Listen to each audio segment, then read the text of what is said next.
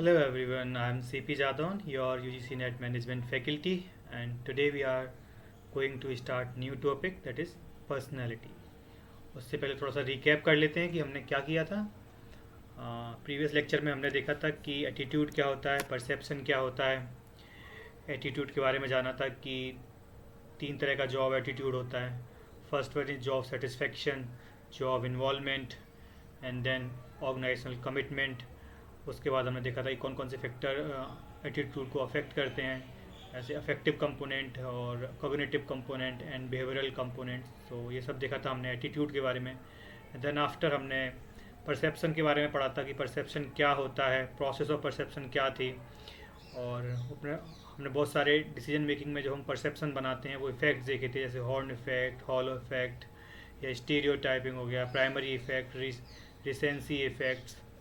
हाँ, तो ये सब हमने इफेक्ट्स देते। अब हम न्यू टॉपिक स्टार्ट कर रहे हैं, दैट इज़ पर्सनैलिटी। सो देख लेते हैं पर्सनैलिटी क्या होता है।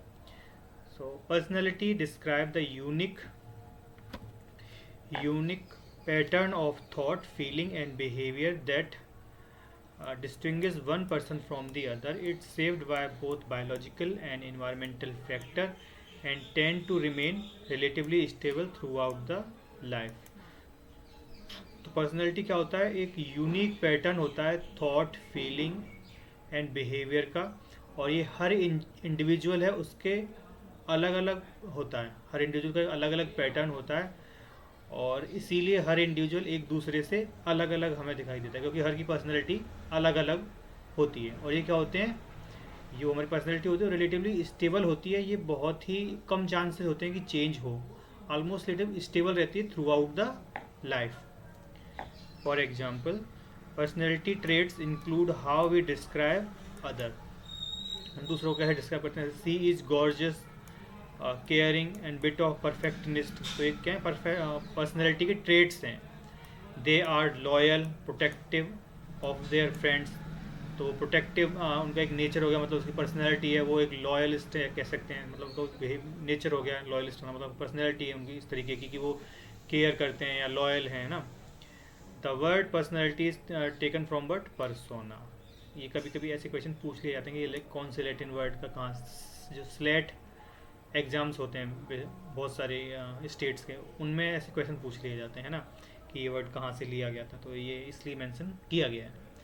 तो हमने देख लिया कि पर्सनैलिटी क्या होती है कि एक यूनिक पैटर्न होता है किसका, थॉट, फीलिंग, इमोशन का, जो एक इंडिविजुअल एक्सप्रेस करता है। और इसी से क्या होता है कि हर इंडिविजुअल एक दूसरे से डिफरेंट डिफरेंट हमें दिखाई देते हैं। अब ये कुछ डिफरेंट डिफरेंट लोग हुए हैं जिसने हमें पर्सनैलिटी की डेफिनेशन दी है। जैसे सिगमंड फ्रूड, ये बहुत पूछा जाता है अपने एग्जाम में, है ना। तो इन्होंने एक डेफिनेशन दी थी, इन्होंने एड ईगो और सुपर ईगो को लेकर एक थ्योरी डेवलप की थी। तो इनकी डेफिनेशन क्या थी, personality is compose of three element, id, ego and super ego, which interact to save behaviour. और क्या कहते हैं, बिहेवियर को सेव करते हैं। जैसे कार्ल जंग एक ऑथर हुए, उन्होंने पर्सनैलिटी को दो हिस्सों में बांटा, एक थी एक्सट्रोवर्ट, एक थी इंट्रोवर्ट, है ना। ऐसी बी एफ स्किनर, इन्होंने बिहेवियरल थ्योरी दी थी। इन्होंने बोला कि personality is a collection of learn behaviour pattern.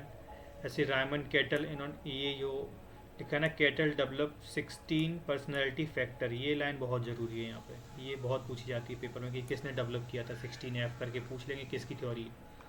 तो इन्होंने डेफिनेशन दी थी कि personality is that which permit to prediction of what a person will do in a given situation. तो जब हम किसी की पर्सनैलिटी को स्टडी करते हैं तो वो हमें बताती है कि हम प्रिडिक्ट कर सकें कि वो कैसा एक्ट करेंगे किस सिचुएशन में। तो ये कुछ ऑथर हैं। Personality refers to the distinctive and enduring trait, behaviour, thought pattern and emotional response that characterise individual. तो ये सब वही एक्सप्लेनेशन है। अब यहाँ पे हमने एक थ्योरी को भी इंक्लूड कर लिया है कि एक पर्सनैलिटी टाइप एक थ्योरी है जिसमें चार थ्योरी, वो पर्सनैलिटी को चार ब्रॉड कैटेगरी में डिवाइड किया है। उन्होंने बताया कि अगर ए टाइप की पर्सनैलिटीज़ होंगी तो उसमें कौन कौन सी ट्रेड्स होंगे, जैसे परफेक्टनिस्ट होंगे, ये लोग इम्पेशेंट होंगे, कम्पिटिटिव होंगे, वर्कहॉलिक होंगे, ये काम करना चाहते होंगे, अचीव करना चाहते होंगे कुछ, है ना, अग्रेसिव हैं, स्ट्रेस्ड रहते हैं क्योंकि उन्हें काम करना होता है। टाइप बी की पर्सनैलिटी कैसी होंगी, इनमें ट्रेड्स क्या होंगे, रिलैक्स्ड होंगे, ये लोग रिलैक्स्ड रहते हैं, इवन टेम्पर्ड हैं, फ्लेक्सिबल हैं, creative, adaptive to change patient and में प्रोकोस्टिनेट। तो इस तरह के जो जिन लोगों में ट्रेट होंगे उनको टाइप बी कैटेगरी में डाला। ऐसी टाइप सी कैटेगरी में कौन लोग होंगे? Highly conscientious, perfectionist, finding it difficult to express emotion, ऐसे टाइप डी। तो ये एक एग्जाम्पल हमने बताया है और हम आगे भी काफ़ी सारी थ्योरी देखेंगे पर्सनैलिटी की। तो उससे पहले देख लेते हैं कि ऐसे कौन कौन से फैक्टर्स होते हैं जो पर्सनैलिटी को अफेक्ट करते हैं, जिसकी वजह से हमारी पर्सनैलिटी सेप लाती है कि ऐसी क्यों है। तो 4 फैक्टर्स हैं। कौन कौन से हैं?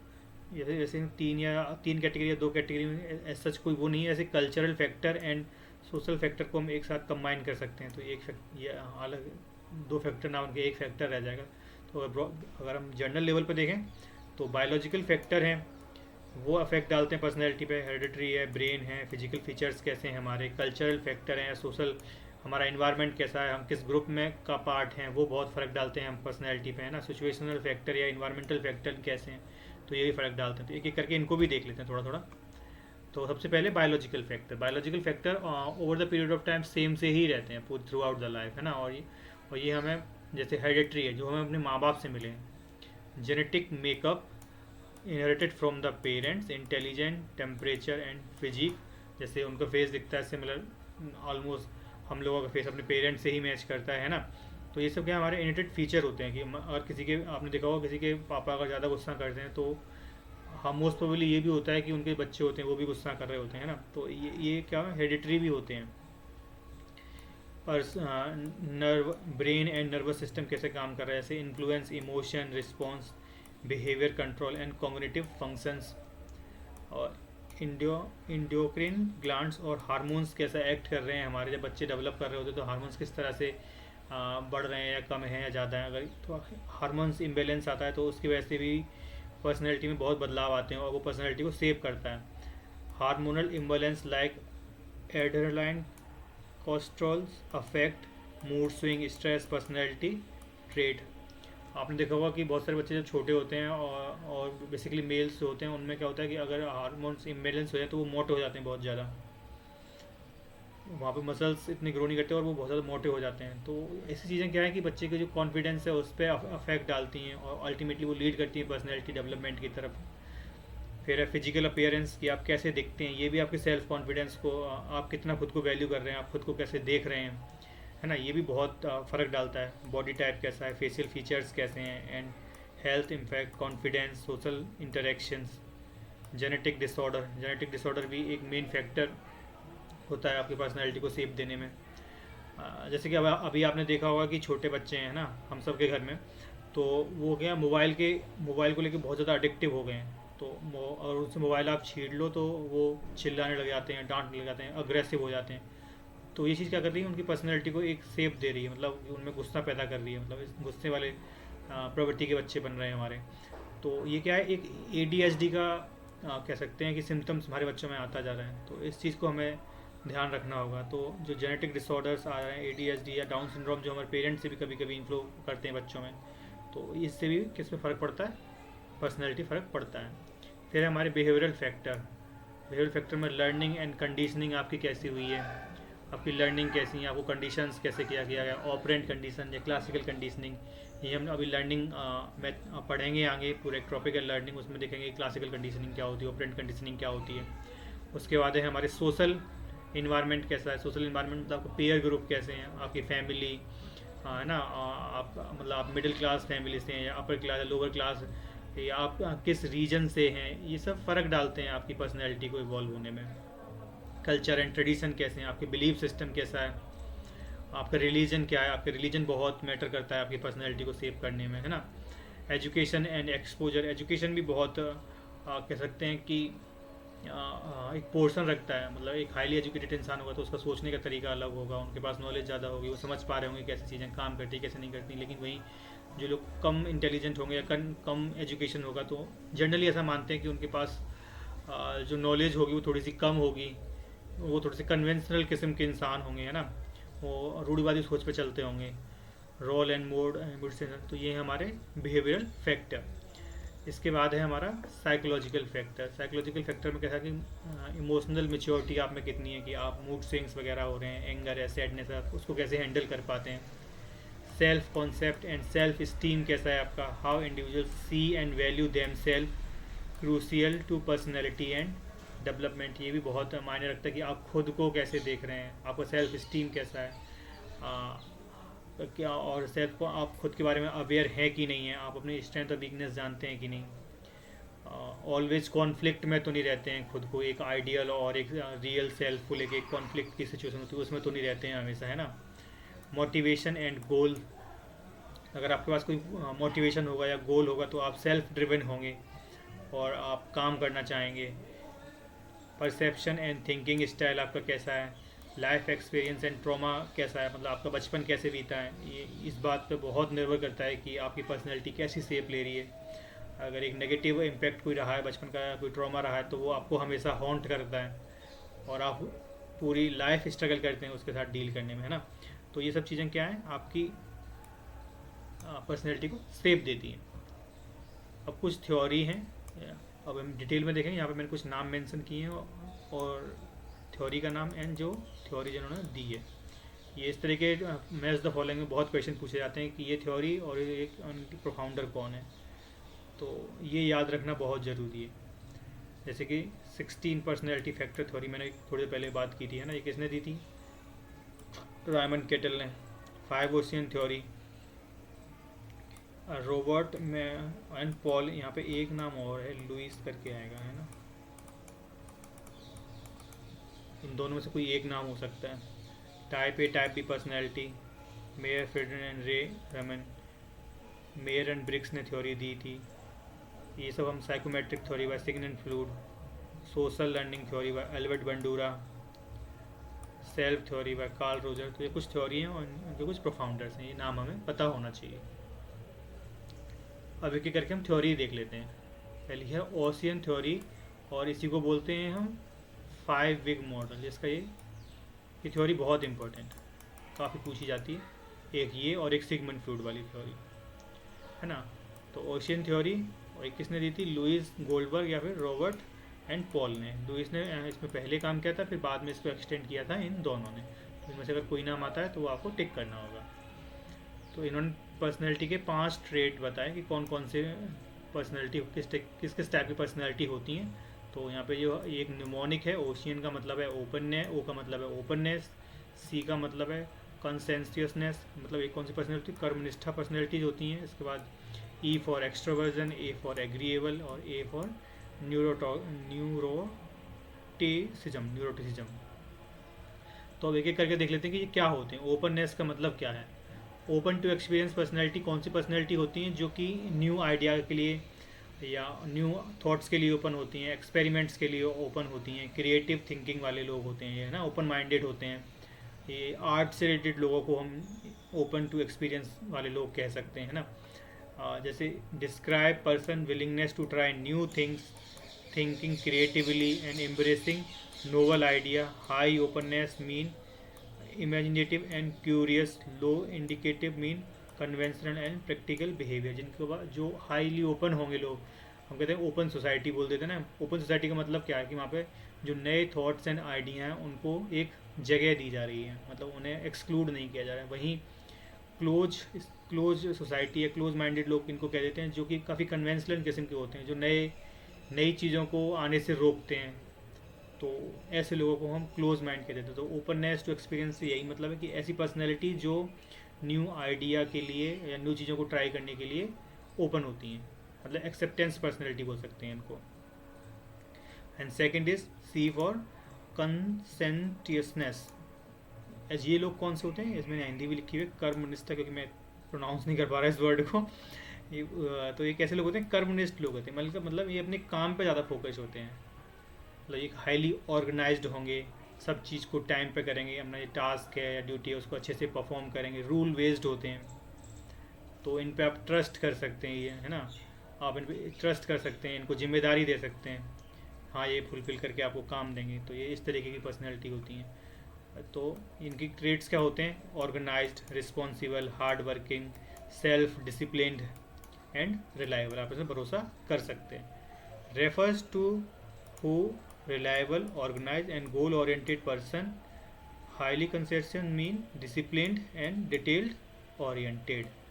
ठीक है, फिर उसके बाद है ई फॉर एक्सट्रोवर्जन। एक्सट्रोवर्जन से क्या है कि जो एक्सट्रोवर्ट है वो यहाँ पे एक्सट्रोवर्जन कर दिया इन्होंने। बेसिकली जो लोग आउट गोइंग होते हैं, एनर्जेटिक होते हैं, इनको बात करना पसंद है, इंथुजियास्टिक होते हैं, है ना, शर्माते नहीं हैं ये लोग, सोशली मतलब हर किसी से मिलजुल कर रहते हैं, कहीं भी जाते हैं मतलब तो लोगों से बात करने में इनको कोई संकोच नहीं होता है, तो ये होते हैं एक्सट्रोवर्जन लोग। Indicate how outgoing and sociable a person is. High extroversion means social and energetic, low extroversion means reverse quiet and self content. तो जो एक्सट्रोवर्जन होते हैं इसका रिवर्स होता है इंट्रोवर्जन। अगर जो लोग इंट्रोवर्जन होते हैं वो सेल्फ सेंटर्ड मतलब सेल्फ ओरिएंटेड रहते हैं, बात करना कम पसंद करते हैं, तो ये हो गया हमारा एक्सट्रोवर्जन। उसके बाद आती है एग्रीएबल पर्सनैलिटी। एग्रीएबल पर्सनैलिटीज़ कौन सी होती हैं? ये काइंड होंगी, कोऑपरेटिव होंगी, हेल्पफुल, एम्पैथेटिक एंड ट्रस्टिंग, आप लोग ट्रस्ट कर सकते हैं। तो ये काइंड्स होंगे, कोऑपरेट आपके साथ मतलब आपके साथ एक कॉन्फ्लिक्ट, इन लोगों को कॉन्फ्लिक्ट कम पसंद होता है बेसिकली, अगर आप ये मिलजुल कर काम करने में यकीन रखते हैं। Reflect how kind, cooperative and compassionate a person is. High agreeable indicate warmth and generosity. Low agreeable means selfish, criticism and agnosticism. तो जो लो है यहाँ पे लो होगा एग्रीएबिलिटी, वहाँ पे क्रिटिसिज्म होगा, सेल्फिशनेस आ जाएगी, है ना। फिर उसके बाद है न्यूरोटिसिज्म। ये कौन सी पर्सनैलिटीज होती हैं कि ऐसी पर्सनैलिटी जो अपने को इमोशन को मतलब व्यक्त नहीं कर पाती हैं सही तरीके से, और ये इनके मूड स्विंग्स, और ये व्यक्त नहीं कर पाते हैं अपने आप को, तो क्या होता है कि इनके मूड स्विंग्स होते रहते हैं, इनसिक्योर होते हैं, इमोशनली रिएक्टिव होते हैं। तो describe emotionally stable. High neuroticism mean a person is easily stressed and emotionally unstable. Low neuroticism indicate calmness, emotionally resilience and self confidence. तो ये हमने ओशियन थ्योरी देख ली। यहाँ पे यही मैंने आपको फिगर के थ्रू दिखाया है कि ओपननेस एक आर्टिस्टिक पर्सनैलिटी होगी, और कंसिस्टेंटनेस कौन से होंगे, जो सेल्फ ऑर्गेनाइज्ड होंगे, डिसिप्लिन होंगे, हर काम को कर रहे होंगे राइट टाइम पर। एक्सट्रोवर्जन कैसे होंगे? सोशलेबल पर्सन होंगे, टॉकटेटिव पर्सन होंगे। एग्रीएबल मतलब सोशल मतलब कह सकते हैं कि कोऑपरेटिव होंगे, आपस में काम करना पसंद करते हैं, कॉन्फ्लिक्ट को कम पसंद करते होंगे। न्यूरोसिज्म में कौन से आएंगे? जहाँ पर लोग अपने आप को इमोशनली एक्सप्रेस नहीं कर पा रहे हैं। फिर उसके बाद ओशियन थ्योरी के बाद हमारी है दूसरी थ्योरी, कौन सी है? जंग क्लासिफिकेशन ऑफ पर्सनैलिटी। अब उसके बाद जंग साहब ने अपनी एक थ्योरी दी। इन्होंने बताया, इन्होंने बेसिकली दो कैटेगरी में डिवाइड किया पर्सनैलिटी को, एक है एक्सट्रोवर्ट और एक है इंट्रोवर्ट। और इन्होंने बताया, जो उन्होंने थ्योरी को ड्राइव किया वो यहाँ से किया कि Carl suggest that all human being are certain unconscious idea all human beings share certain unconscious ideas because we all we because we एक बार शुरू करते हैं ना। This personality theory is known as analytic theory और analytical psychology. Carl Jung suggests that all human beings share certain unconscious idea because we are all human and were created from similar evolutionary criticism. Okay मैं क्या पढ़ रहा हूँ? circumstances लिखा हुआ है, sorry. evolutionary circumstances and common ancestors. The unconscious that we all share is called collective unconscious. चलो छोड़िए सबको, मैं आपको बताता हूँ ये क्या कहना चाह रहे हैं। ये कह रहे हैं कि हम सब जो ऑल ह्यूमन बींग्स हैं वो सब क्या है, सब एनसिस्टर्स, हमारे एनसिस्टर्स तो एक ही होंगे, तो हम सब वहाँ से निकले हैं। तो हम एक कॉमन आइडिया या थॉट्स एक दूसरे का साथ शेयर कर रहे होते हैं, वही थॉट आपके पास होते हैं, वही मेरे पास भी होंगे, लेकिन हमको पता नहीं होता क्योंकि वो कहाँ पे हमारे अनकॉन्शियस माइंड में। अगर हम अनकॉन्शियस माइंड पे पहुँच जाएं, है ना, तो हम जो जितने भी लोग हैं, जितने भी ह्यूमंस हैं, वो सब आपस में कनेक्ट हो जाएंगे। फिर उन्हें बातचीत करने की ज़रूरत नहीं पड़ेगी, वो एक दूसरे के बात वैसे ही समझ जाएंगे, क्योंकि अल्टीमेटली हमें एक लेवल पे, इवोल्यूशन के एक लेवल पे कहीं सेम थे, हम वहाँ से इवॉल्व किए हैं। जो क्या नाम था उनका? ओशो रजनीश, जिन्होंने एक बुक लिखी थी, वो काफ़ी अच्छी लिखी है उन्होंने, अगर आपको इस सब चीज़ों के बारे में जानना हो तो। फिलहाल हम अपने टॉपिक पे रहते हैं कि कार्ल जंग ने दो तरह की पर्सनैलिटी के बारे में बताया, एक्सट्रोवर्ट एंड इंट्रोवर्ट। इनसे इनका क्या मतलब था? एक्सट्रोवर्ट कौन सी पर्सनैलिटीज़ होती हैं?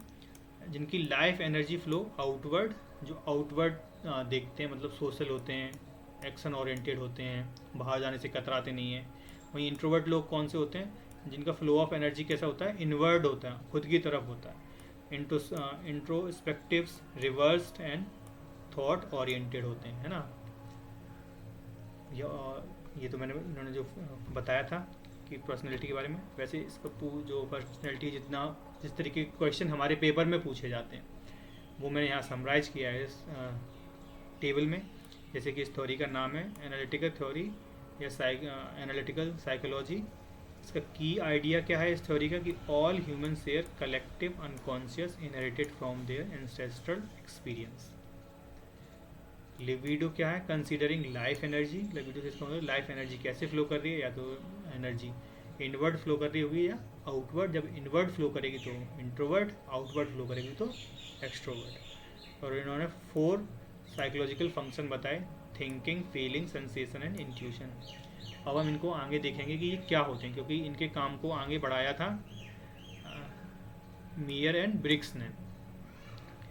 तो मियर एंड ब्रिक्स ने अपनी थ्योरी डेवलप की थी कार्ल जंग की थ्योरी के बेस पर। तो अब देख लेते हैं कि मिक्स वेयर की थ्योरी, टाइप इंडिकेटर थ्योरी क्या है।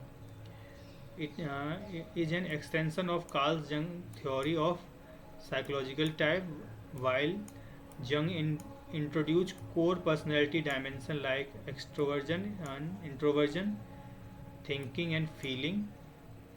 MBTI expand on this idea by adding the judging and perceiving. इन्होंने ये अपनी तरफ से ऐड किया मेयर्स ने। कौन सा? Judging and perceiving dimension. Organize these preferences into 16 distinct personality type for practical assessment and personality development। और उन्होंने 16 तरह की पर्सनैलिटी बताई इन 4 के बेसिस पे। 4 कैटेगरी ऑफ प्रेफरेंस बताया था उन्होंने कि 4 तरह की प्रेफरेंसेस हो सकती हैं। कौन कौन सी? एक्सट्रोवर्ट और इंट्रोवर्ट, सेंसिंग पर्सनैलिटी या इंट्यूटिव पर्सनैलिटी, थिंकिंग या फिर फीलिंग, जजिंग और परसीविंग। इन जब 4 कॉम्बिनेशन का इन्होंने इस्तेमाल करके 16 टाइप ऑफ पर्सनैलिटी बताई, वो हम आगे देखेंगे कौन कौन सी थी। तो जो मिक्स वेयर थ्योरी में जो मेयर एंड ब्रिक्स की थ्योरी वो एक्सटेंशन है कार्ल जंग थ्योरी का। अब इन्होंने जो डायमेंशन बताए वो देख लेते हैं क्या क्या होते हैं। एक्सट्रोवर्ट और इंट्रोवर्ट तो हम बता चुके हैं ना कि क्या होते हैं। उसके बाद देख लेते हैं सेंसिंग एंड इंट्यूशन क्या होता है। सेंसिंग पर्सनैलिटीज़ कौन सी होती हैं? जो सेंस कर रहे होते हैं चीज़ों को, जो फैक्ट एंड फिगर पर, जो डिटेल पे अपना क्या करते हैं, कह सकते हैं फोकस रखते हैं। like facts, real example, detail. You focus on what is happening now and what you see and touch. तो आप क्या सेंस कर रहे हैं, देख रहे हैं चीज़ों को, और आप क्या है जो रियल फैक्ट्स फिगर्स हैं उनके बेस पे आप डिसीजन ले रहे हैं। ठीक है, जिसको for example follow step by step instruction, notice small detail. आप हर डिटेल को, मतलब हर, मैंने बताया फैक्ट्स, हर डिटेल पे आप अपने ध्यान देते हैं। वही इंट्यूटिव पर्सनैलिटीज़ कौन सी होती हैं?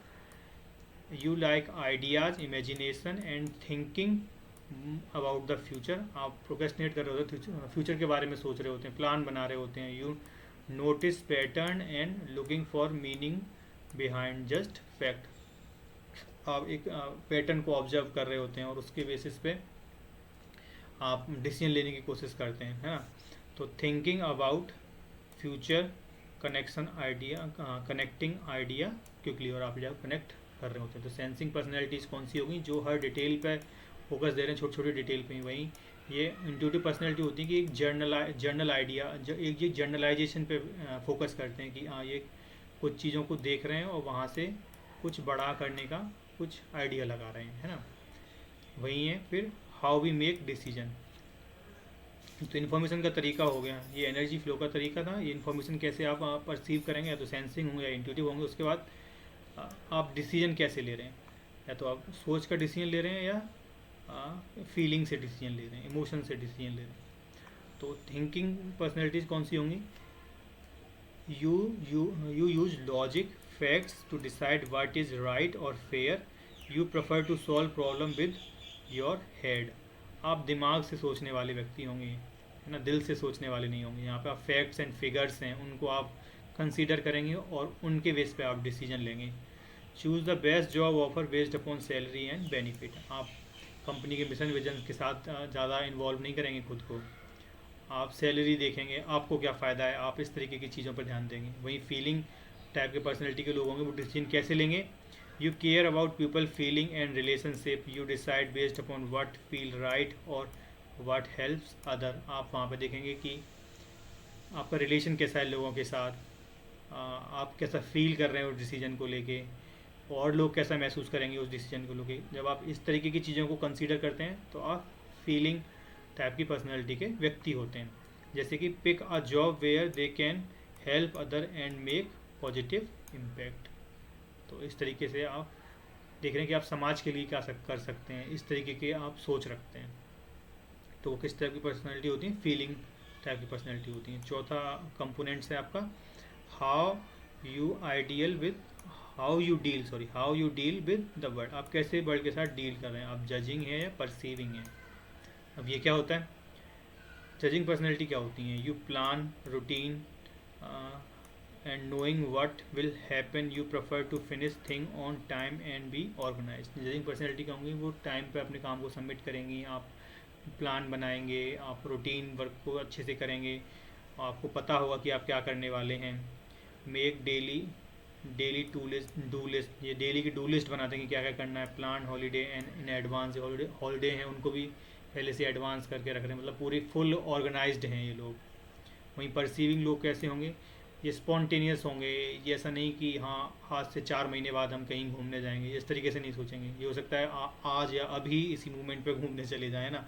तो ये इस तरीके से देखते हैं चीज़ों को, स्पॉन्टेनियस कह सकते हैं लोगों को। You like to stay open to new things, go with flow and flexible. You may change your plan if something new come up. ज़रूरी नहीं कि आप अपने जो टू डू लिस्ट बनाई है आप उसी के अकॉर्डिंग चलें, उस रूटीन के साथ ही चलें। ऐसा नहीं है, अगर कुछ नया आता है तो आप उसके साथ भी मूव कर सकते हैं। तो इसका एग्जांपल क्या, पर्सनैलिटी पर spontaneously decide to go on a trip, holiday, decide to explore option. तो ये कुछ हमारे टाइप थे पर्सनैलिटी की, कैसे कौन कौन सी उनमें कैरेक्टरिस्टिक्स हो सकती हैं। या तो उनमें एनर्जी का फ्लो इंट्रोवर्ट होगा या एक्सट्रोवर्ट होगा। वो इन्फॉर्मेशन को या तो सेंस करके ले रहे हैं या इंट्यूशन के थ्रू इन्फॉर्मेशन को गैदर कर रहे हैं, है ना। वो दुनिया को कैसे देख रहे हैं, जजिंग पर्सनैलिटीज़ हैं, या वो सब जो ओरिएंट का मतलब बिल्कुल क्या कह सकते हैं, कह सकते हैं कि रूटीन बना के रख रहे हैं ना, प्लान बना के रख रहे हैं। और वहीं परसीविंग पर्सनैलिटी होगी वो स्पॉन्टेनियस हो गई। तो इस तरीके के जब इतने कॉम्बिनेशन बने, यहाँ पे ना ये ई आई एन एफ, जैसे E for extroversion, S for sensing, N for intuition. ये एन फॉर इंट्यूशन बहुत कंफ्यूज रहता है, ये बहुत पूछता है यूजीसी कि एन का मतलब वहाँ पे क्या होगा, आई का मतलब क्या है, एफ फीलिंग क्या है, एफ का मतलब क्या है। मैच द फॉलोइंग में कई बार पूछा है ये क्वेश्चन, तो आप ये ज़रूर याद रखिएगा। तो इन चार के बेसिस पे ये कुछ 16 पर्सनैलिटी बनाई। एक पहला पर्सनैलिटी टाइप अगर देखें ISTJ, तो ये कैसी पर्सनैलिटीज होंगे, इंस्पेक्टर किस्म के इंसान होंगे, मतलब रिस्पॉन्सिबल, ऑर्गेनाइज एंड लॉजिकल होंगे। अगर कोई व्यक्ति फॉलो कर रहा है ISTP, मतलब ISTP का मतलब क्या होगा, IS यहाँ से लिया, ISTP, IS और T एंड P, मतलब वो व्यक्ति है इंट्रोवर्जन है, सेंसिंग है, थिंकर है एंड परसीवर है। तो ऐसे लोग कैसे होंगे, क्राफ्टर होंगे, इंडिपेंडेंट होंगे, hands on and action oriented होंगे। तो इस तरह की उन्होंने पूरी एक लिस्ट सबमिट करेगी कैसे कैसे लोगों को किस तरह से हम कैटेगराइज कर सकते हैं। तो ये था हमारा कार्ल जंग्स के बाद मेयर ब्रिक्स टाइप इंडिकेटर। उसके बाद हमारी थ्योरी है हॉलैंड थ्योरी, या इसी को बोलते हैं पर्सनैलिटी जॉब फिट थ्योरी। इसको हम यूनिट 3 में भी देखेंगे एक बार, यूनिट 3 में जॉब फिट थ्योरी, है ना। तो यहाँ पे इन्होंने बताया कि कुछ लोग ऐसे होते हैं जो कि काम अपने काम के साथ एसोसिएट कर दें, जैसी उनकी पर्सनैलिटी है अगर हम उनको वैसा ही काम दें तो क्या है कि वो वहाँ से अच्छा मतलब आउटपुट मिलेगा या इफ़ेक्टिवनेस और एफिशिएंसी बढ़ जाएगी। तो यही इन्होंने यहाँ पे बात की और इन्होंने ऐसी 6 पर्सनैलिटीज़ बताई और 6 पर्सनैलिटी बताई कि उनको अलग अलग तरीके जैसे काम में अगर सही से दिए जाएँ तो वो ज़्यादा परफॉर्म कर सकते हैं। Person environment PE fit refers to degree to which personalities match with the environment of the job और वर्क प्लेस, कि जो जिस तरीके की जॉब है और पर्सनैलिटी मैच कर रही है तो उनको वही जॉब देनी चाहिए।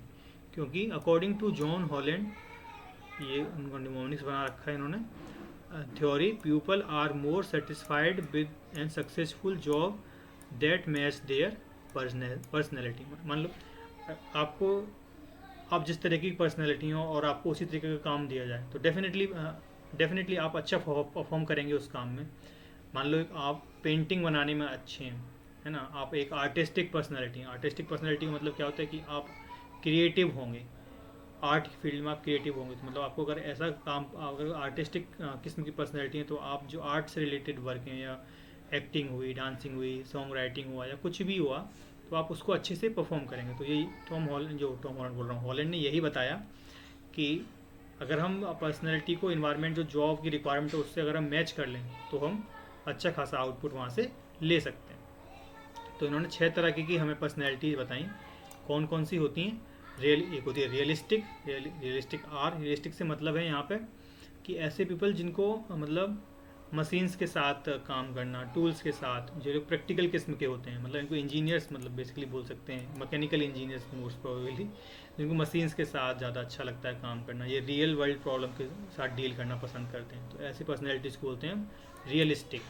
तो ये enjoy hand on physical activity using tools, machine, practical and mechanical.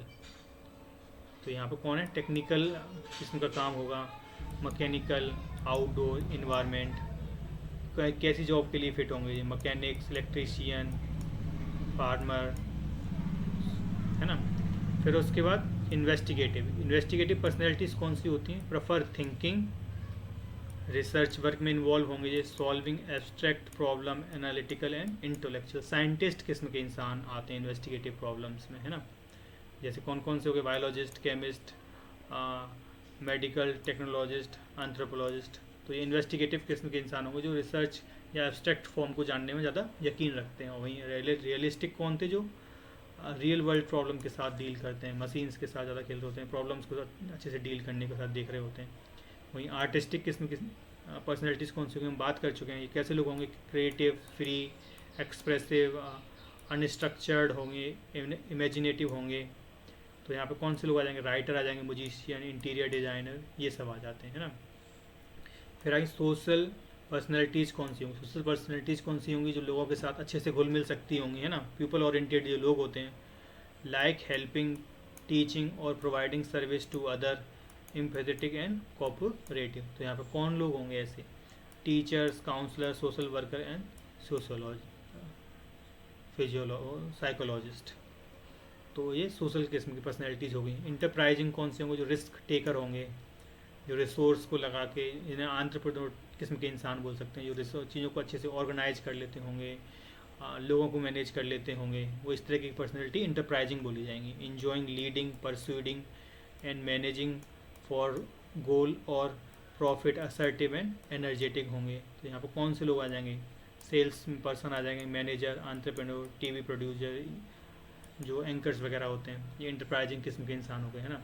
Conventional किस्म के इंसान कौन हो गए? कन्वेंशनल किस्म के इंसान हो गए जो कि स्ट्रक्चर्ड होते हैं, काफ़ी रूल बेस्ड काम करते हैं, कि उनको एक सेट ऑफ रूल बता दिए कि हाँ ऐसे ही काम होना है, ये एक रूटीन वर्क को ज़्यादा फॉलो करते हैं और ये उसी तरीके का काम करते हैं। जैसे कि अकाउंटिंग वाले लोग हो गए, अकाउंटिंग में अपने ही पहले से ही रूल्स एंड नॉर्म्स फिक्स हैं, आप उनमें कुछ इधर का उधर नहीं कर सकते अपने दिमाग से, है ना। आप उसमें कुछ अपनी तरफ से नया ईजाद नहीं कर सकते, बिल्कुल रूल बेस्ड है और वो उसी तरीके से ही, अगर कोई जर्नल एंट्री उसी तरीके से होती है तो ऐसे ही होगी, आप उसमें अपना कुछ नया दिमाग नहीं लगा सकते, है ना। तो ये कन्वेंशनल किस्म के लोग होते हैं। Preferred, structured, rule regulate task, organising and data and materials. तो यहाँ पर कौन आ गया, अकाउंटेंट आ गए, फाइनेंशियल एनालिस्ट आ गए, टैक्स क्लर्क, कोर्ट रिपोर्टर्स, तो ये सब होते हैं। तो ये हमारी थी हॉलैंड की जॉब फिट थ्योरी। और उसके बाद आती है सिगमंड फ्रूड की साइको एनालिटिक थ्योरी। ये बहुत इंपॉर्टेंट थ्योरी है। तो सिगमंड फ्रूड ने क्या बताया था, Freud's personality theory is known as psychometric theory, also sometime referred as analytical theory. ये तो नाम बहुत कम यूज किया जाता है, वैसे इसको साइको एनालिटिक थ्योरी ही बोलते हैं। According to Freud, human behaviour and personality are rely deeply influenced by unconscious forces and early childhood experience. हमने देखा था कि चाइल्डहुड ट्रॉमा या चाइल्डहुड एक्सपीरियंस हैं वो क्या करते हैं, आपकी पर्सनैलिटी को काफ़ी सेफ करते हैं, क्या करते हैं, सेफ देते हैं। वही हमने अनकॉन्शियस माइंड की थोड़ी देर पहले बात की थी, कहाँ पे, कार्ल जंग ने भी इस चीज़ की बात की थी। तो उसी पे इन्होंने अपनी थ्योरी को और आगे बनाया है। तो इनके अजम्पशन थे वो क्या थे, human being have unconscious thought and desire that influence their behaviour, personality in develop through conflict among internal forces. These factors are structured into three component में स्ट्रक्चर किया आपने थ्योरी को, कौन कौन से, id, ego and super ego. ये तीन term बहुत इंपॉर्टेंट है, इन्हीं से हर बार क्वेश्चन घुमा फिरा के पूछ लिया जाता है किसी ना किसी फॉर्म में। तो अब देख लेते हैं कि करके ये होती क्या है। इड मतलब इच्छा, ये जन्म से ही होती है किसी बच्चे में, है ना। और क्या है कि जब बच्चे को कोई इच्छा होती है तो वो तुरंत उस इच्छा को पूरा करना चाहता है, वो इंतज़ार नहीं करना चाहता। अगर आप उसमें डिले करते हैं तो बच्चा रोने लगता है, चिल्लाने लगता है। तो इस तरीके का बिहेवियर होता है। तो ये क्या, present from the birth, operate on the pleasure principal. ये प्लेजर प्रिंसिपल पे ही काम करती है, मतलब पूरी होनी चाहिए। Seeking immediate gratification of desire and instinct, hunger, thrust, aggression, मतलब ये सब क्या होते हैं बच्चे में, हंगर, थ्रस्ट, ये सभी होती हैं। It is completely unconscious and irrational. For example, a baby crying for milk without caring whether it is right time और नॉट। अगर किसी बच्चे को भूख लगी है और उसे दूध पीने की इच्छा है तो फिर वो वेट नहीं करेगा, वो सिर्फ रोने लग जाएगा। और ना वो समय की परवाह करते हैं और ना वो जगह की परवाह करते हैं कि कौन सी जगह पे कौन से समय में। बस ये क्या होता है कि अगर आपके मन में कोई इच्छा हुई तो आप उसको तुरंत फुलफिल करना चाहते हैं, तो वो होती है इड स्टेज होती है ना। और ये बचपन से ही होती है। उसके बाद आता है ईगो। तो ईगो क्या बताता है कि ये बेसिकली कंट्रोल करता है आपकी इड को और बताता है कि जो आपकी डिजायर है, इच्छा है, उसके लिए एक राइट टाइम और राइट प्लेस को वो चूज़ करता है ना। आपकी इड को एक ऑलमोस्ट एक तरीके का कंट्रोल पुट करता है ईगो। और आपकी जो कह सकते हैं मतलब इड है, ईगो उस पर क्या करता है, एक कंट्रोल पुट करता है और बताता है कि अगर उस इड को पूरा भी करना है तो उसके लिए राइट टाइम क्या होगा, राइट प्लेस क्या होगा, सिचुएशन क्या होगी, ये सब उसके थ्रू बताया जाता है। तो develop to balance the id desire with reality. तो इड की जो डिजायर है उनको रियलिटी के साथ ये देखता है कि कैसे रियल वर्ल्ड के साथ वो इच्छाएं पूरी करी जा सकती हैं, जो रियल वर्ल्ड सिचुएशन है उनको बैलेंस बनाए रखते हुए। इसको एक एग्जांपल के थ्रू देख लेते हैं ना। मान लो कि कोई व्यक्ति है, वो ऑफिस में अपनी मीटिंग में बैठा हुआ है और एकदम से उसे ज़ोर से भूख लगती है। तो इड उसको बोलेगी कि आप जाओ और खाना खाओ तुरंत। और एक व्यक्ति मीटिंग के बीच में बैठा है, मीटिंग काफ़ी सीरियस है, और इड उसको बोलेगी तुम्हें भूख लग रही बहुत तेज, उठो अपनी कुर्सी से और जाओ जल्दी से और खाना खा लो। लेकिन वहीं फिर सुपर ईगो उसको सुपर ईगो बोल रहा हूँ, ईगो उसको बताएगा कि मीटिंग चल रही है and this is not the right time, आप मीटिंग ख़त्म होने का इंतज़ार करो, वो एक सही समय होगा मीटिंग हॉल को छोड़ने का और खाना खाने का। तो यही रिलेशन होता है इड एंड ईगो में, डिफरेंस है, रिलेशन कह सकते हैं, यही होता है। तो ये क्या होता है, रियलिटी के साथ मैच कराने की कोशिश करता है कि कैसे उस इच्छाओं को पूरा किया जाए। Operate on the reality principle considering rules, norm and consequence before acting, work in conscious, pre conscious and unconscious mind. हर टाइम ये काम कर रहा होता है आपका। Rational and decision making a part of the mind, ये डिसीजन मेकिंग में आपकी बहुत मदद कर रहा होता है। तो ये था हमारा इड एंड ईगो। उसके बाद है super ego, third stage. Super ego कब डेवलप हो जाता है, एज 5 के बाद ये आप में डेवलप होने लग जाता है। Operate on morality principle, represent value, ethics, idea and act like a moral जज। अब इसको भी एक एग्जांपल के थ्रू समझ लेते हैं। मान लो आप किसी शॉप पे गए और आपने देखा कि शॉपकीपर नहीं है, तो एकदम से आपके अंदर इच्छा आई कि ये सामान रखा है, इसको मैं चुरा लूँ, है ना। लेकिन जैसे ही आपने देखा कि बगल में कोई और खड़ा है, वो आपकी तरफ देख रहा है, तो इड ने तो आपसे कहा कि इसे चुरा लो, लेकिन बगल में कोई खड़ा है तो उसने देखा, आपने समझा कि ये मुझको देख लेगा, तो आपने कहा this is not the right time. आपकी ईगो ने कहा this is not the right time. लेकिन वहीं फिर इससे ऊपर आएगा एक सुपर ईगो।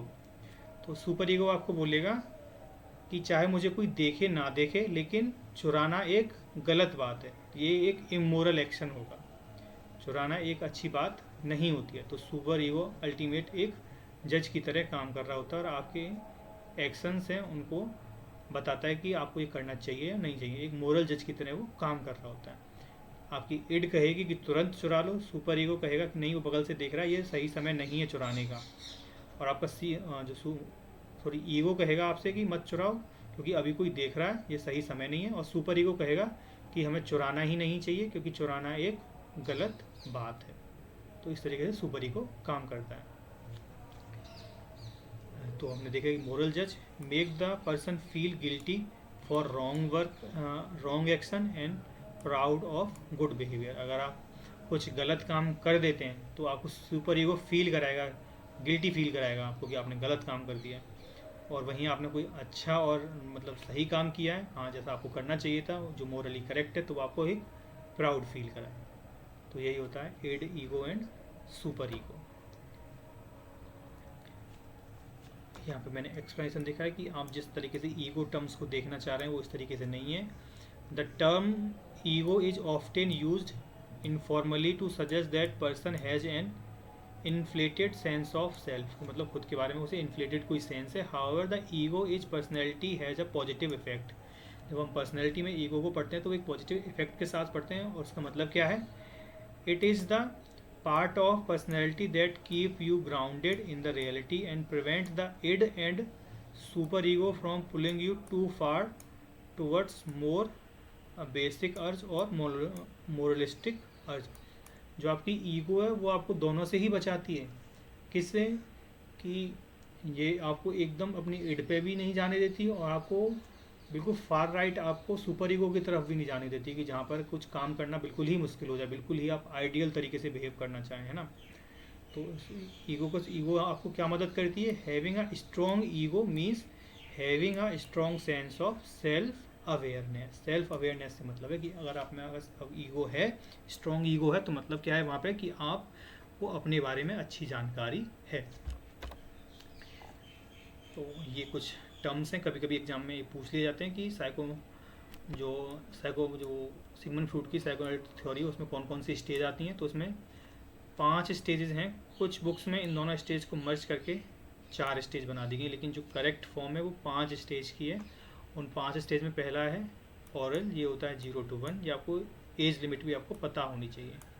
उसके बाद anal 1 to 3 year, phallic 3 to 6, latency 6 to 12 and genital 12 onward. फिर 12 के बाद आपका जेनिटल प्रोसेस ही चलता है। इन्होंने फ्रूट्स ने 4 फैक्टर भी बताया कि पर्सनैलिटी कैसे डेवलप करती है। तो 4 फैक्टर कौन कौन से थे? बायोलॉजिकल फैक्टर जिन्हें हम काफ़ी डिटेल में देख चुके हैं। एक है फ्रस्ट्रेशन, तो यहाँ पे देख सकते हैं inborn drive like sexual and aggressive instinct and develop of the body part like arouses zone influence personality and development. A child oral needs safe behaviour in the oral stage, थम sucking, मतलब छोटा होता है तो ऊँटा चूस रहा होता है ना। वहीं फ्रस्ट्रेशन क्या है? When the basic needs are not met. Frustration कब आएगा? जब आपकी बेसिक नीड है वो फुलफिल नहीं हुई है। The child feel frustrated which में lead to the fixation in the stage. उससे क्या होगा कि फिक्सेशन आ जाएगा। हाँ, तो उससे क्या होगा? अ चाइल्ड डिनाइड अफेक्शन, अगर किसी मतलब कोई बच्चा है उसके जो अफेक्शन है, एक बच्चे को जो प्यार बोलते हैं वो नहीं दिया गया है, तो फिर जब वो बड़ा हो जाएगा तो उसको अपनी जो और मेच्योर रिलेशंस होंगे उनमें भी मतलब वो इमोशनली कनेक्ट नहीं कर पाएगा लोगों के साथ, एक फिक्सेशन रह जाएगा एक बच्चे के साथ। ऐसे ही कॉन्फ्लिक्ट कैसे सेव करता है? A conflict is a saved by internal conflict between id desire and ego, reality and super ego, इन तीनों के बीच में जब कॉन्फ्लिक्ट हो रहा होता है कि आपको क्या करना है क्या नहीं, अब तीनों चीज़ आपको बता रही होती हैं ना। जैसे कि wanting to play versus knowing it's time to study because internal conflict, एक बच्चा खेलना भी चाह रहा है और उसका मन भी कह रहा है कि नहीं अभी हमें पढ़ाई कर लेनी चाहिए, हम काफ़ी पीछे चल रहे हैं। तो इस तरह के कॉन्फ्लिक्ट्स भी होते हैं और ये भी आपकी पर्सनैलिटी को डेवलप कर रहे होते हैं। ऐसे ही थ्रेट्स एंड एंजाइटी हैं। अब एक देख लेते हैं कि ये एप्लीकेशन है सिगमंड फ्रूड की थ्योरी का कंज्यूमर बिहेवियर में, कैसे मैनिपुलेट करता है मतलब बायर आपको, सेलर आपको। People want always buy things for logical reason, जरूरी नहीं कि लोग कोई चीज़ करें तो उसके पीछे कोई लॉजिक हो। Freud said we often buy things because of hidden feelings, pleasure and value we want even realise. कुछ ऐसी हमारे अचेतन मन में कुछ ऐसी फीलिंग्स, प्लेजर और वैल्यूज़ होती हैं जिनको हम रियलाइज़ नहीं कर पाते हैं। क्यों? और इसी चीज़ का फ़ायदा उठाते हैं marketers, use to connect emotionally with the consumer.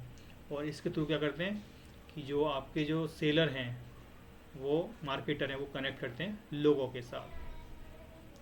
तो एड मतलब want, instant pleasure, not thinking about rule and logic. यहाँ पे क्या करेगा, जो कैसे जो बिहेवियर है वो कैसे इन्फ्लुएंस होगा बाइंग बिहेवियर, बाइंग आइसक्रीम और न्यू फोन इम्पल्सिवली। आपने इम्पल्स, कुछ लोग बोलते हैं कि उनको इम्पल्सिव बाइंग बिहेवियर है, तो वो यही चीज़ है।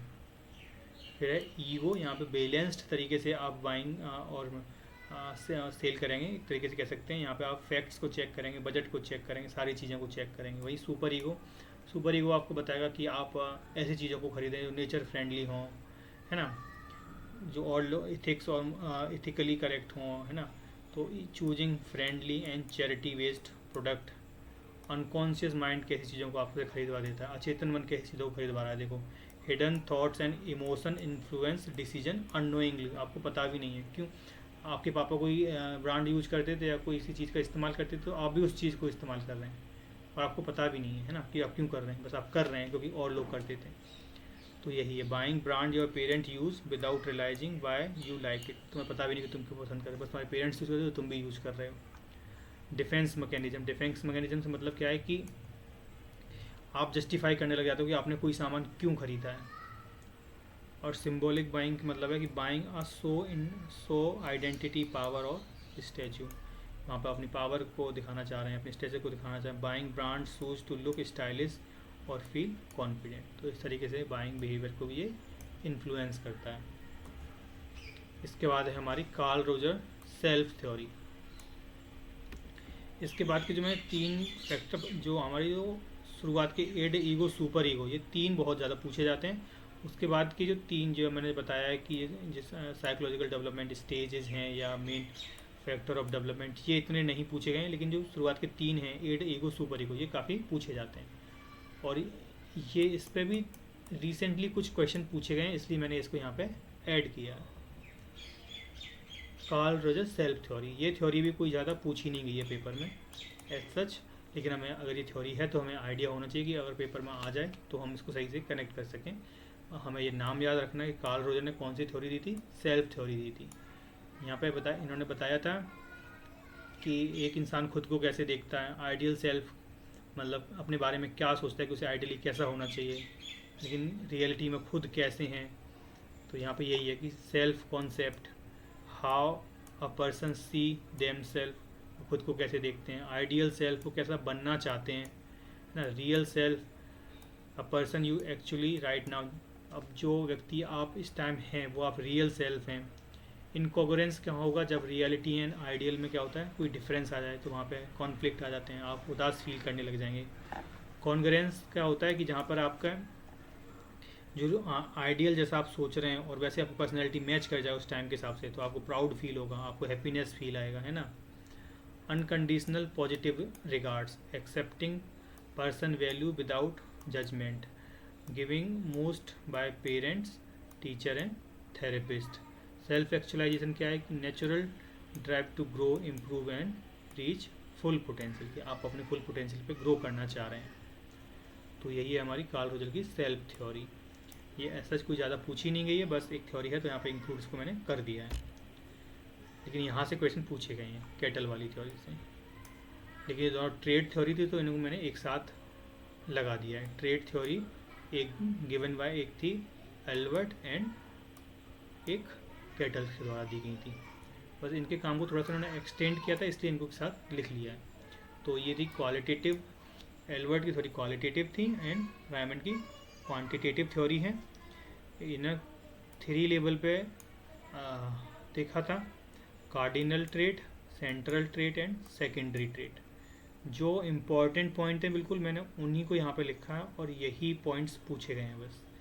तो इसीलिए मैंने इनको काफ़ी डिटेल में एक्सप्लेन नहीं किया है। अगर आपको ये डिटेल फॉर्म चाहिएगा तो मेरे को बताइएगा, मैं एक सेपरेट वीडियो अलग से बनाऊंगा। लेकिन हम यहाँ पे पेपर ओरिएंटेड पढ़ रहे हैं, इसीलिए मैंने बिल्कुल वही यहाँ पे लिया जो हमें ज़रूरत है, कुछ ज़्यादा नहीं इसको। और कैटल ने बताई थी 35 ट्रेड क्लस्टर बनाए और 12 सोर्स ट्रेड बताई इन्होंने। Later expand to 16 PF. इस थ्योरी को हम आगे और भी देखेंगे, है ना। लेकिन अभी हम यहाँ पे देख लेते हैं। यहाँ पे जो सबसे इम्पोर्टेंट पॉइंट है वो यही है कि developed 16 PF questionnaire for objective personality measurement. बस यही लाइन हमको याद रखनी है इस थ्योरी की, एक ये और एक क्वांटिटेटिव, है ना। और यहाँ पे based on common trait and measurable trait, ये सब कुछ नहीं जानना हमें, जिसको शॉर्ट ट्रेट हम यहाँ पे लिख चुके हैं। जब इन्होंने ओरिजिनल थ्योरी डेवलप की थी वहाँ पे 35 क्लस्टर ट्रेट थी और 12 सोर्स ट्रेट थी, लेकिन बाद में इन्होंने एक्सटेंड करके कितना कर दिया, 16 कर दिया था। इसीलिए इनको 16 ट्रेट थ्योरी भी बोलते हैं। वहीं एल्बर्ट की थ्योरी थी, यहाँ पे उन्होंने 3 ट्रेट बताई थी, cardinal, central and secondary trait. ये हमें यहाँ पे याद रखना है बस। अब देख लेते हैं थीमेटिक परसेप्शन टेस्ट। ये क्या था, पर्सनैलिटी को मेजर करने के लिए कुछ टेस्ट बनाए थे। तो ये टेस्ट बनाया था 14 ईयर्स से बड़े लोगों के लिए, 14 प्लस। किसने डेवलप किया था ये, Henry A Murray and Christine D Morgan ने डेवलप किया था। तो यहाँ पे इन्होंने बताया था कि हम इमोशन को मेजर कर सकते हैं, मोटिवेशन को मेजर कर सकते हैं, अनकवर कर सकते हैं, इंटरनल कॉन्फ्लिक्ट कितना है व्यक्ति में, पर्सनैलिटी ट्रेट कैसे हैं। तो इन सब चीज़ों का हम एक तरीके से टेस्ट ले सकते हैं किसी व्यक्ति का। और टेस्ट को कंडक्ट कैसे करते हैं, यहाँ पे हम कौन कौन से क्वेश्चन पूछें, किस तरह के क्वेश्चन पूछेंगे किसी व्यक्ति से, अब टेस्ट कंडक्ट कर रहे हैं, ये यहाँ पे लिखा हुआ है।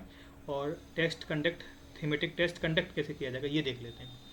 तो थीमेटिक टेस्ट में क्या होता है कि टोटल 31 कार्ड, एक जिस व्यक्ति की हम पर्सनैलिटी को देखना चाह रहे हैं उसको हम 31 कार्ड्स दिखाते हैं। 31 कार्ड्स का मतलब 31 पिक्चर दिखाते हैं। उन 31 पिक्चर में 30 पिक्चर्स होती हैं वो कार्ड्स पिक्चर्स होती हैं और एक पिक्चर होती है वो ब्लैंक होती है। अब जो 30 पिक्चर है ना, इनमें 3 कैटेगरी में 10 पिक्चर हम उसे मेल की दिखाएंगे, 10 फीमेल की, और 10 क्या है न्यूट्रल हो सकती हैं या कंबाइंड मेल फीमेल दोनों की हो सकती हैं। और जब उन पिक्चर्स को दिखाते हैं तो उनसे हम बोलते हैं कि जो उनसे जानने की कोशिश करते हैं कि इस पिक्चर को देख के उनको क्या लगता है, ये व्यक्ति क्या कर रहा है, आप इसके बारे में कैसा सोचते हैं। एक स्टोरी उनसे पूछते हैं कि आप बताओ आप ये नेक्स्ट क्या करेगा, जैसे कि ये क्वेश्चन लिखे हैं यहाँ पे, what led up to this scene, what is happening now, उस सीन में अब क्या हो रहा है, what the character are feeling and thinking, वो करेक्टर कैसा सोच रहा है या फील कर रहा है, व्हाट विल हैपन नेक्स्ट। इस तरीके से उनसे डेटा इकट्ठा हम करते हैं उनकी पर्सनैलिटी को मेजर करने के लिए। तो हमने यहाँ पे देख ही लिया, ये डेटा हमें याद रखना है बस कि 31 कार्ड्स होते हैं, 30 पिक्चर होती हैं, उसमें एक ब्लैंक होता है जिसमें 10 male 10 female and 10 neutral picture होती हैं। तो अब ये कहाँ पे यूज किया जाता है, जब हम इसको पर्सनैलिटी को मेजर कर रहे हैं तो कौन कौन सी चीज़ों के लिए मेजर कर रहे होते हैं। जहाँ हमें थेरेपी देनी हो किसी व्यक्ति को या काउंसलिंग करनी हो, क्लिनिकल डायग्नोसिस, कोई एंजाइटी का पेशेंट है या किसी को एडजस्टमेंट डिसऑर्डर है, वो एडजस्टमेंट नहीं कर पा रहे, पर्सनैलिटी डिसऑर्डर है ना।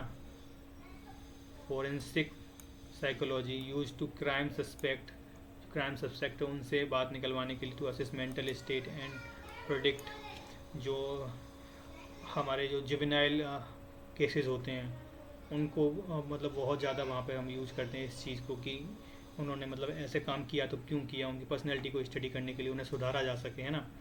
कैरियर एंड पर्सनल काउंसलिंग, तो इन चीज़ों में हम थीमेटिक टेस्ट का इस्तेमाल करते हैं। और थीमेटिक टेस्ट कैसे कंडक्ट करते हैं वो मैंने बता दिया कि किसी एक व्यक्ति को हम 31 पिक्चर दिखाते हैं, 31 पिक्चर में एक पिक्चर ब्लैंक होती है और 30 पिक्चर होती हैं, उनमें 10 male 10 female and 10 neutral picture होती हैं, और उनके बारे में उनसे डिफरेंट डिफरेंट क्वेश्चन करते हैं कि आपको इस सीन को देख के कैसा लग रहा है, इस सीन में अब क्या हो रहा है, नेक्स्ट क्या होने वाला है, इस तरीके से उस क्वेश्चन किए जाते हैं। और एक इनने दिया था Henry A Murray and Christiana D Morgan. तो यही था हमारा थीमेटिक टेस्ट। उसके बाद है एक टेस्ट और है,